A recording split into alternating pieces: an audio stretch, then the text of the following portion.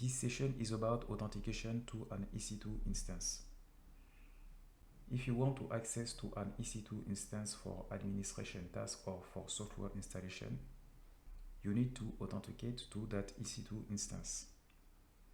The two ways to authenticate to an EC2 instance are password-based authentication and SSH key authentication. Let's start with the characteristic of the password-based authentication. Here are some characteristics of password-based authentication. Many users write the password in Notepad or sticky note.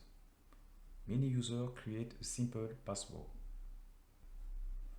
This method is vulnerable to brute force attack, phishing, and human error. So this option is less secure. Let's move on to see the characteristic of SSH key authentication. Here are some characteristics of SSH key authentication. This method identifies a user within the SSH protocol. This method identifies a user logging into a SSH server through a public key cryptography and a challenge response authentication. This method allows users to connect to a server or multiple servers without requiring the user to remember their password.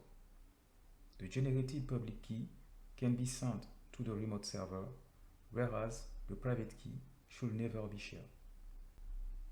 Here are the processes to generate the key pair manually.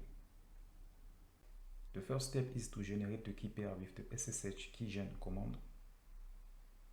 The next step is to verify the creation of the public key and the private key. The third step is to send the public key to the remote server. You can use the SSH copy ID command, or you can copy manually the public key to the remote server.